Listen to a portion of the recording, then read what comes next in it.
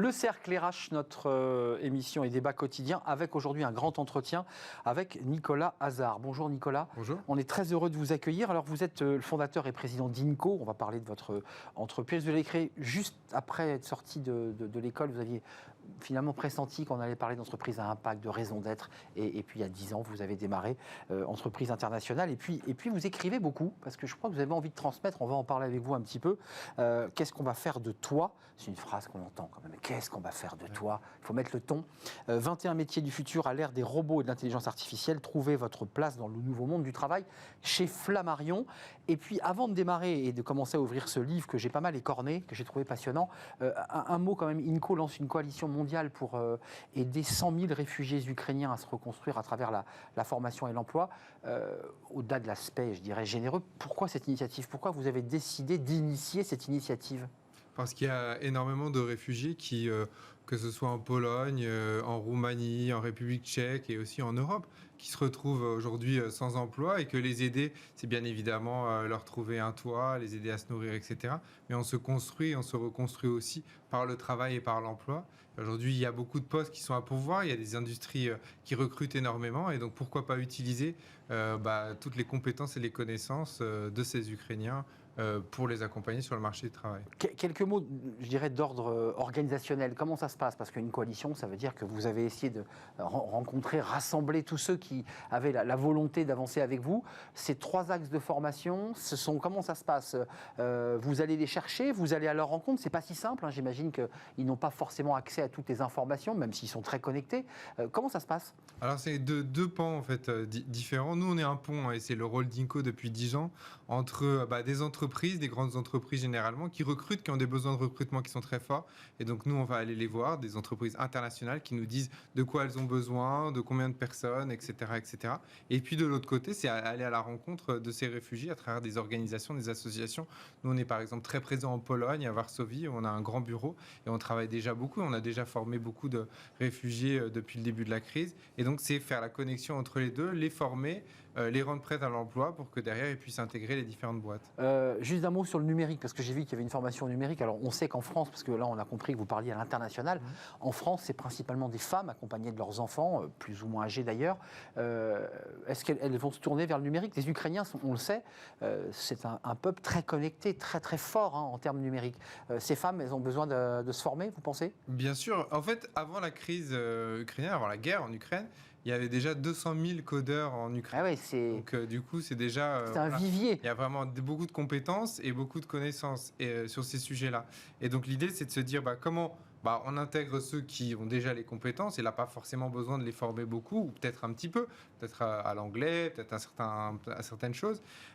Mais aussi tous ceux qui sont des personnes qui sont qualifiées, qui ont envie de travailler, qui ont envie de faire des choses, notamment des femmes. Et nous, on pousse beaucoup pour que nos formations, en règle générale, notamment dans les métiers du digital, 50% soient occupés par des femmes. Ça, c'est important parce que c'est peut-être une manière de sourcer différemment.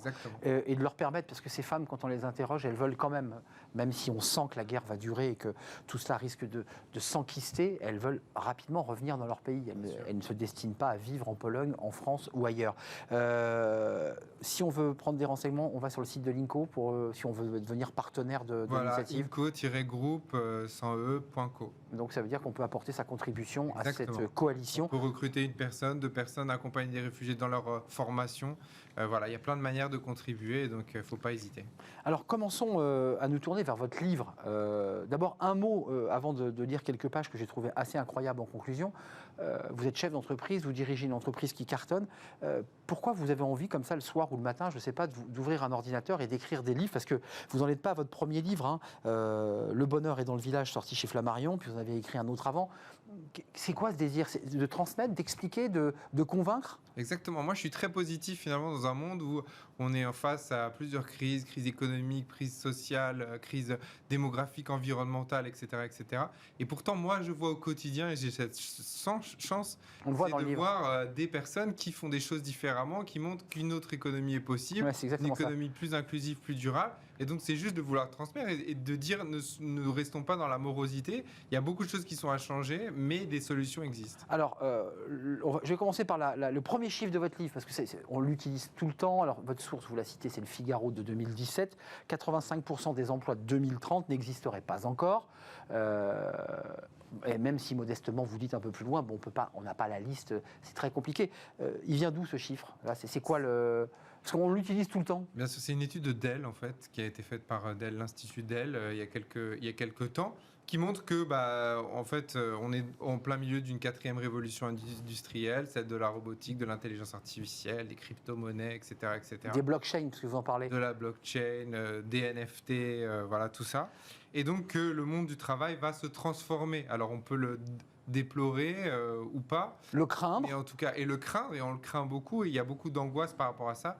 Et moi, j'ai justement voulu vous montrer qu'il y avait des possibilités qui allaient se créer, en même temps qu'il y allait certainement avoir des emplois détruits. Et ça, il faut bien évidemment travailler notamment auprès des plus fragiles pour les aider et les accompagner. Mais en même temps, il y a plein d'opportunités qui vont se créer. Et donc, c'est de dire, voilà à quoi ressemblera le métier du futur. Donc, si vous étudiez maintenant, si vous êtes étudiant aujourd'hui, voilà ce qu'il faut faire pour réussir. Vous nous dites, et il y aura des exemples, mais préparez-vous. Et on reviendra sur cette volonté, ça ressort dans votre livre. On n'est pas formé comme ça 10 ans de notre vie en étant jeune. Il faut se former tout au long de sa vie. C'est l'expression que vous utilisez, pour rester à la page. Je crois que c'est le mot que vous utilisez.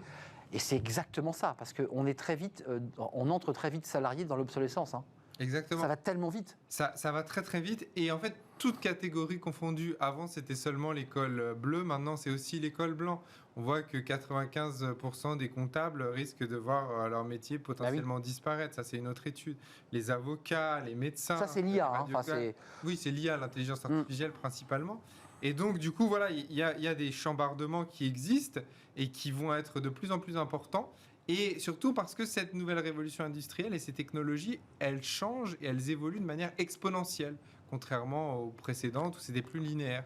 Et donc du coup, il faut s'attendre à des grandes secousses sur le marché du travail. Je voulais juste, ça va être très court, mais à la fin, vous vous êtes bien amusé parce que à travers les portraits, ce sont des portraits de 21 personnages qui existent évidemment. On fait un tour de France à travers eux, des femmes et des hommes innovants, incroyables, qui sont parfois partis de rien. Et à la fin de votre livre, vous nous parlez d'un Sacha, donc un peu un personnage imaginaire, et là, vous nous projetez dans la science-fiction.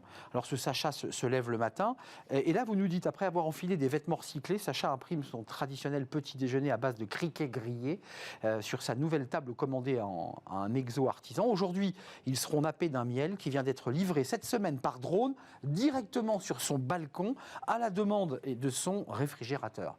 Bon, et puis un peu plus loin, il faut accélérer. Fini l'époque où il n'y avait qu'à s'installer à sa table ergonomique de télétravail pour se retrouver directement en réunion client immersive. En effet, Sacha a longtemps exercé dans la décoration des lieux virtuels au sein des plus grands des métaverses, 800 millions de visiteurs chaque jour, puis une opportunité lui a permis de devenir nostalgique pour s'occuper plus spécifiquement des personnes âgées.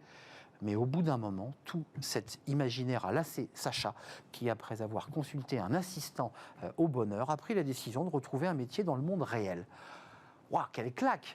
C'est le monde de demain ou c'est le monde d'aujourd'hui, celui que vous nous décrivez? Parce qu'il n'existe pas encore, ce monde-là. Non, mais c'est le monde qui se prépare en tous les cas, et on voit ces métiers dont je parle, certains commencent à les exercer. Je pense par exemple au métier de méta-architecte. Donc architecte dans le métaverse, aujourd'hui ça existe. Si vous voulez construire une maison ou une entreprise dans le métaverse, et il y a beaucoup de grands comptes et de grandes entreprises qui commencent à investir dans ces univers parallèles, et du coup il y a des architectes qui le font et qui exercent déjà ces métiers. Donc c'est se préparer à un futur qui risque de se passer, alors sous une forme ou sous une autre, mais d'ici quelques années ça risque d'être une réalité. Vous évoquez d'ailleurs, non pas le métaverse, vous en parlez des métaverses, mais vous parlez de ces deux garçons qui dans un premier temps ne savaient pas trop ce qu'ils allaient faire et qui ont commencé à modéliser et fait des maquettes virtuelles pour faire des maisons, et ça a cartonné. Donc c'est finalement un peu ça.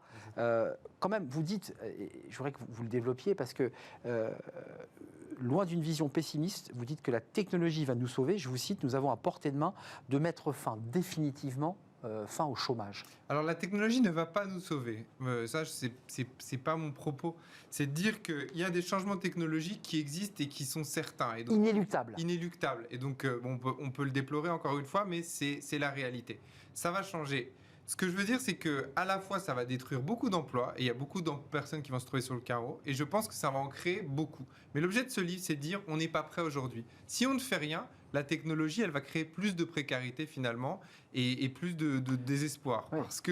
parce qu'on ne l'aura pas préparé, parce qu'on sera formé. Ce qui va nous sauver, c'est la formation, c'est l'éducation. Et c'est ça l'outil qui nous permettra d'être prêts pour le monde de demain. Et je le dis d'autant plus que quand on regarde les différents classements PISA qui existent aujourd'hui, la France est plutôt en milieu de tableau et plutôt en train de Et régresser. elle régresse, ouais. Et il y a des pays qui ont réussi à anticiper ça et qui travaillent là-dessus. Et donc l'avantage comparatif de demain, ce qui fait la différence entre un pays et un autre, ce en quoi il sera attractif, ça sera la qualité de la formation et la qualité des personnes qui y travaillent. Alors ça, vous l'évoquez à plusieurs reprises. Je pense à Amélie, là, qui fait ses criquets, qui a monté ses fermes urbaines, où elle a une production de fraises notamment très importante, et ça cartonne aussi. Et ça, c'est un portrait très intéressant à découvrir. Vous le martelez tout au long de votre livre. Formation tout au long de la vie pour rester à la page, ça c'est très important. Et vous, sans le dire abruptement, parce que vous êtes quelqu'un de très diplomate, c'est presque une remise en question de notre modèle éducatif, parce que vous nous proposez même des contre-modèles. Vous dites, le prof, ça ne sera plus un prof, mais un coach. Il sera là pour accompagner. On laissera aussi l'étudiant ou l'élève aussi prendre l'initiative. Enfin, racontez-nous cette espèce de vision d'un modèle éducatif presque inversé, là. Oui, alors c'est pas du tout moi qui l'ai inventé, c'est juste en regardant un peu ce qui existe. Et je me suis dit, mais c'est qui les pays en tête des classements PISA? Et donc j'ai vu l'Estonie, la Finlande. Je me suis dit, bon, l'Estonie, la Finlande, pourquoi? J'ai essayé de regarder pourquoi, et c'est vrai aussi pour Singapour notamment et des pays d'Asie du Sud-Est. Et en fait, je me suis rendu compte que la différence, c'est elle commence dès l'école et dès l'école primaire et même avant. C'est la manière d'apprendre. Nous, on a une pédagogie qui est très verticale. C'est-à-dire qu'on a un prof qui a le savoir, qui nous le donne, on l'ingurgite et on doit le recracher lors d'un contrôle. Et comme ça, on passe d'une classe à l'autre. Dans ces pays-là, surtout en Finlande, qui est dans le haut du classement pour ce qui est la lecture et l'écriture, en fait, c'est très différent. L'enfant n'apprend pas à lire et à écrire avant 7 ans, mais il apprend à apprendre d'abord. C'est-à-dire qu'on lui dit, voilà, il y a cette question-là, comment tu fais? Et lui cherche des solutions un peu partout, il les cherche lui-même. Et lui-même, son propre pédagogue, il est assisté bien évidemment d'un professeur qui l'aide, mais qui le laisse avancer. Et après, derrière, apprendre à lire et à écrire, ça devient un jeu d'enfant. Ça, vous l'expliquiez, il faut travailler sur la créativité. L'inventivité et pas forcément commencer sur les socles, parce qu'on en parle beaucoup, lecture, écriture, dès l'âge de 5 ans, 6 ans. Vous dites on peut inventer le modèle différemment. Ça veut dire que c'est quand même une remise en question, et vous évoquez des modèles d'école qui font l'inverse, vous les citez d'ailleurs. Il faut le généraliser parce que ce que j'ai lu et ce que j'entends, c'est qu'on ne peut plus massifier la formation et l'éducation. Ça veut dire quoi? Ça veut dire qu'on individualise le plus possible. Mais c'est compliqué. C'est-à-dire que pour chaque individu, on va essayer d'adapter. Et vous dites que l'IA et l'ensemble des technologies peuvent justement accompagner cela. C'est ça votre pensée? Exactement. L'école de Jules Ferry, qui est fantastique. Les hussards noirs de la République. Voilà, exactement. Qui était très, très en avance sur son temps et qui a inspiré beaucoup de pays. C'était quoi? C'était de former des gens, un maximum de personnes, monter le niveau d'éducation, et c'était fabuleux. Mais c'était aussi dans une période, en fait, de deuxième et de troisième révolution industrielle après, où en fait les gens étaient finalement assez interchangeables. Et du coup, l'économie telle qu'elle était, ce type de formation massifiée de cette manière-là, c'était former des gens pour qu'ils exercent pendant 42 ans le même métier. On ne change pas de boîte. On ne change pas de boîte, on est dans l'entreprise. Or, ça a complètement été transformé. Et donc, c'est là où il faut réinventer aussi l'éducation pour être plus sur du sur-mesure, sur un accompagnement sur-mesure, ne plus être dans la massification, mais sur effectivement cette pédagogie différente, et puis d'apprendre de manière différente, parce que les enfants du début du XXe siècle ne sont plus du tout les mêmes que ceux du début du XXIe siècle. Par les smartphones, l'Internet. Par tout ça, par aussi le rôle qu'ils ont. Aujourd'hui, un enfant, c'est très sacré, ça l'est beaucoup plus que peut-être qu'avant. Et donc, il y a cette perception de soi-même. Alors, après, on peut rentrer dans la psychanalyse et la psychologie, mais en tous les cas, voilà, le monde a changé, et donc il faut aussi que l'éducation s'adapte à ce monde qui arrive. Pourquoi? Parce que sinon, les enfants de demain auront beaucoup de mal à s'intégrer sur le marché du travail. Alors, il y a un chapitre que j'ai trouvé assez intéressant, et Bastien nostalgique, donc du côté de Poitiers. Et là, vous avez une partie que je trouve incroyable sur la revalorisation, le fait d'être fier d'exercer son métier. Et vous citez l'exemple d'une aciérie. Alors, on n'est pas dans l'école blanc, on n'est pas dans la technologie informatique, on est dans une aciérie. Et en fait, il y a une étude passionnante qui, dans cette aciérie, montre que ceux qui sont vraiment au fourneau, ceux qui sont près de la matière chaude, brûlante, à la fois sont fiers et tombent moins malades que ceux qui sont dans le polissage de l'acier. Et en fait, vous dites, et vous le développez, que c'est parce que la valorisation, le côté fier, guerrier, d'être près des fourneaux, de l'acier qui coule, les valorise, leur donne du sens. Ça, je trouve ça incroyable. Et que les autres sont moins valorisés et finalement sont un peu plus patraques, un peu plus fragiles. Exactement, et pourtant c'est un métier qui est plus pénible. Et qui est beaucoup plus pénible, bien sûr. Ça montre quoi? Ça montre cette tendance qui est très forte, que le sens est absolument fondamental dans le travail, et on est en pleine accélération aujourd'hui. Aujourd'hui, avoir un métier, c'est pas seulement gagner sa vie. Pour beaucoup, malheureusement, c'est le cas. Hein, ils le font de manière alimentaire. Oui. Il y a beaucoup de jobs qui sont là-dessus. Mais l'aspiration qu'il y a, profonde, de tout le monde, c'est de gagner sa vie, certes, mais aussi d'avoir du sens et de faire quelque chose qui nous plaît. Ça, c'est quand on a de la chance. Voilà. Exactement. Bah oui. Ça, c'est réservé qu'à une partie. Mais l'aspiration globale, c'est celle-là. Et donc, du coup, c'est de travailler sur les métiers de demain. Et ce que je trouve intéressant dans l'intelligence artificielle, la robotique, c'est que finalement, les robots, oui, ils vont nous remplacer sur une partie des jobs qui existent, mais ils vont nous remplacer sur les métiers les plus pénibles et finalement les plus automatiques. Et donc, il y a plein d'autres jobs qui vont se créer. C'est pour ça que je suis positif. Et donc, il faut former les gens pour qu'ils puissent intégrer ces jobs-là qui ont plus de sens et qui révèlent finalement un peu plus notre humanité. Quand même, sur la fierté, sur les soft skills, parce que c'est de ça dont il est question, comment on réinvente? Parce que vous êtes à la fois un écrivain quand vous faites ce livre, vous êtes aussi un chef d'entreprise, donc aussi vous accompagnez vos clients, vous aussi vous les aidez à accoucher d'une autre histoire. Comment on change de modèle? Parce que ce que vous évoquez dans le livre, c'est un changement de modèle. C'est pas des mesurettes, on réinvente, on forme différemment nos profs. Ça se fait sur combien de temps, ça? Il nous faut encore 25 ans pour se transformer? C'est quoi Parce que c'est pas rien, quand même, ce que vous dites. La certitude, c'est qu'il faut commencer vite. Là, maintenant. Et c'est maintenant que ça se joue. Je pense qu'il y a un modèle global de société qu'il faut transformer. Et moi, je me bats pour ça depuis 10 ans à travers Inco. C'est que je pense que globalement, on a tous envie d'un monde qui soit à la fois plus inclusif et plus durable. Et donc, créer aussi des modèles économiques qui soient des modèles plus durables et que les entreprises contribuent très concrètement à changer le monde, en gros, et à répondre aux grands enjeux planétaires du 21e siècle. Et donc, c'est par les modèles économiques qu'il faut changer. Alors, comment ça se passe? C'est simple, enfin, il y a plein de solutions pour le faire. Notamment, il faut favoriser, encourager, que ce soit à travers la commande publique, à travers la fiscalité. Il y a plein de leviers aujourd'hui pour favoriser ces entreprises-là, pour favoriser des fonds d'investissement qui investissent dans des projets verts, dans des projets qui font de l'inclusion, qu'on aille plus loin que les critères ESG, que ce qui existe, etc. Donc, en gros, on a les outils pour le faire, mais a-t-on intérêt? Et est-ce que globalement la société a intérêt, et notamment ceux qui nous dirigent et ceux qui gèrent nos... Là, on arrive à un hiatus, là. Et là, on arrive à un conflit. Ah oui. Voilà. Sauf que je pense que la majorité des gens aujourd'hui a envie, en tous les cas, que ça change et que ça se transforme. Vous parlez des CDI, parce qu'une émission où on parle beaucoup de CDI, vous dites même le CDI est en train de voler en éclats, c'est-à-dire les entreprises du monde ouvrier du XXe siècle sont en train de se transformer, le CDI, il est concurrencé, vous évoquez des initiatives dont on a parlé sur ce plateau d'ailleurs, l'idée de ne pas passer par la case chômage, mais d'être récupéré par une sorte de collectivité d'entreprise, et on change de poste et on se déplace d'entreprise à l'entreprise. En fait, quand on lit votre livre, on se dit, mais effectivement, on est dans un monde très pessimiste, très noir, et quand on lit votre livre, on se dit, mais ces gens-là, ils existent, vous les avez rencontrés, j'imagine que vous avez fait le tour de France, vous avez pris le temps de mettre votre dictaphone et de les écouter, ça existe. Comment se fait-il qu'on ne montre que la partie un peu sinistre de notre monde? Parce que ce que vous racontez là, c'est des gens qui réussissent, je pense à ces gens qui font leur carte Panini de jeunes, ils ont fait leur Panini version numérique en NFT, et ça cartonne puisqu'ils se développent dans le monde entier. Pourquoi c'est une vision toujours un peu sombre? C'est la faute des journalistes? Je me fais une sorte d'autocritique. Qu'est-ce qui fascine aujourd'hui quand on allume les chaînes d'infos? Il n'y a que des drames et des catastrophes. Et finalement, les histoires positives, il y en a très très peu. Et on en entend, pour ma part, très peu parler. Alors bien évidemment, il y a beaucoup de drames qui existent. Et il y a beaucoup de problèmes et beaucoup de difficultés. Aujourd'hui, c'est en train de s'accélérer. Il y a beaucoup de crises. On est au milieu de plusieurs crises. Et ça, c'est une réalité. Pour autant, moi, je constate depuis des années qu'il y a des solutions qu'on peut faire autrement et que c'est possible de faire autrement. Et c'est pour ça que, modestement, j'ai voulu aussi prendre la plume, parce que je trouve qu'on n'entend pas forcément suffisamment parler de tout ce qui fonctionne.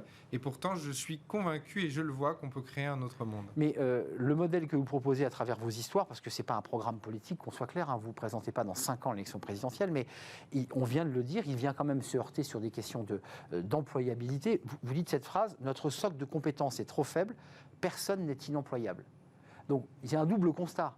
Notre socle de compétences est trop faible. Ça veut dire que ce qu'on acquiert par le savoir scolaire ne nous permet pas d'être employable.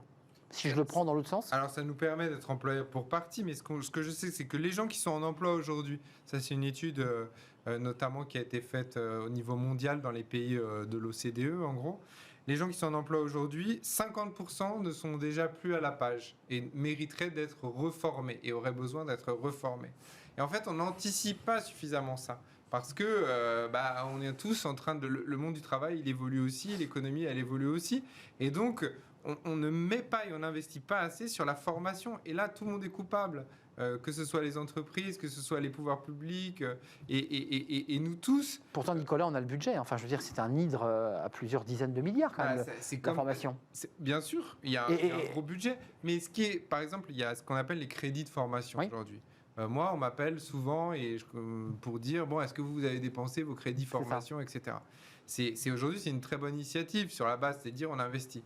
Sauf que pour une personne, une mère célibataire ou pour quelqu'un qui est peu qualifié, etc., naviguer dans le monde du futur, comprendre là où il faut se former, comment, etc., c'est très très compliqué. Parce qu'il faut de l'accompagnement en plus, il faut de l'humain en plus. C'est-à-dire c'est bien d'avoir des sous pour se former. Donc c'est un coût ça. Mais il faut avoir, et ça a un coût bien évidemment supplémentaire. Donc ça nécessite encore de l'investissement. Mais moi encore, je suis persuadé que c'est l'avantage comparatif de demain entre les différentes zones économiques mondiales. On n'aura pas le temps de parler de la blockchain, mais vous évoquez aussi l'idée que les collaborateurs, les salariés peuvent aussi se tourner, enfin c'est en tout cas comme ça que vous l'évoquez, vers des postes ou des tâches plus gratifiantes, parce que la blockchain peut aussi les délester de choses qui sont fastidieuses, on est d'accord. La blockchain, c'est quoi? C'est un suivi numérique, on peut contrôler de A à Z. Hein, c'est ça. Exactement. Il n'y a pas que la blockchain, il y a la robotique en règle générale, il y a un certain nombre d'IA. En gros, les nouvelles technologies permettent de rendre nos emplois plus humains et de faire des tâches qui sont plus humaines par rapport à d'autres. Et donc, du coup, finalement, de retrouver du sens. Et c'est ce vers quoi il faut aller. Aujourd'hui, il y a plein de gens qui ne sont pas confrontés à cette réalité, qui vivent de manière précaire et difficile. Mais pour autant, il faut investir justement massivement pour les accompagner, pour les aider, parce que des jobs, on le voit comme sur la crise ukrainienne et les métiers du digital, les métiers du vert qui vont créer et embaucher beaucoup, il y a de la place et finalement, demain, peut-être qu'on arrivera même à mettre fin au chômage. D'ailleurs, vous le soulevez sans le soulever, mais à travers vos histoires, on a aussi en face une pénurie de main-d'œuvre. On a 1 million d'emplois à pourvoir et on n'a pas de salariés en face. Et c'est là où il faut qu'on s'arrache la tête. Et c'est vraiment ça le paradoxe. Donc on ne se comprend pas parce que d'un côté, on a plein des gens qui cherchent vraiment du boulot, d'autres qui cherchent vraiment des salariés. Et ils ne se parlent pas. Finalement, ils ne se parlent pas, etc. Mais pourquoi? Parce qu'il n'y a pas suffisamment de formation et il n'y a pas d'adéquation entre les compétences et les postes qui existent. Et on n'investit pas suffisamment, je pense, là-dessus. Et Dieu sait si le monde va très vite. Vous entendez quand même l'argument de ceux qui disent « mais j'ai très peur du monde de Sacha ». Le monde que vous avez décrit avec ce miel que j'ai commandé grâce à mon réfrigérateur, et puis je suis avec ma table ergonomique en train de télétravailler, il y a une partie de la population qui est rétive. Vous dites de toute façon, c'est la marche de l'histoire, c'est inéluctable. C'est inéluctable, moi en tout cas j'y peux rien. C'est pas vous qui l'avez inventé. Hein. C'est pas moi qui l'ai inventé. Mais ce qui est sûr, c'est que bon, il y a 30-40 ans, si on nous parlait de smartphone et de la manière dont on vit aujourd'hui, de monde virtuel, de réseaux sociaux, je pense que les gens auraient flippé pareil. Donc c'est aussi le sens de l'histoire. Les choses évoluent beaucoup. Sauf que là, ça s'accélère et ça évolue de plus en plus. Il faut préciser que l'électricité avait été contestée, vous le dites dans votre livre, au début où l'électricité arrivait, les Français ont dit mais c'est pas possible, enfin on va nous espionner. De la même manière que l'IA est aujourd'hui extrêmement challengée et critiquée. Merci Nicolas Hazard d'être venu nous faire partager votre regard. Lisez ce livre, Qu'est-ce qu'on va faire de toi? Parce que c'est à la fois des histoires d'entrepreneurs, mais c'est aussi une vision du monde de demain avec les technologies, avec ce que ça peut nous apporter de positif, parce que vous êtes optimiste. On l'a bien entendu ce message. Vous êtes le fondateur de Inco, entreprise créée il y a une dizaine d'années, et puis avec votre initiative, je le rappelle, en direction des réfugiés ukrainiens et ukrainiennes, avec bien une coalition d'entreprises pour accompagner plus de 100 000 réfugiés en France, mais évidemment partout en Europe, cela va sans dire. Merci Nicolas Hazard de nous avoir rendu visite. On termine notre émission avec Fenêtre sur l'emploi. Là, on parle d'emploi, mais d'une manière peut-être un peu plus théâtrale. Oui, est-ce que quand on est comme ça candidat, on joue un peu une forme de comédie? Est-ce qu'on peut l'associer finalement à une forme d'espace scénique? On en parle avec Thierry Bismuth, un fan de recrutement.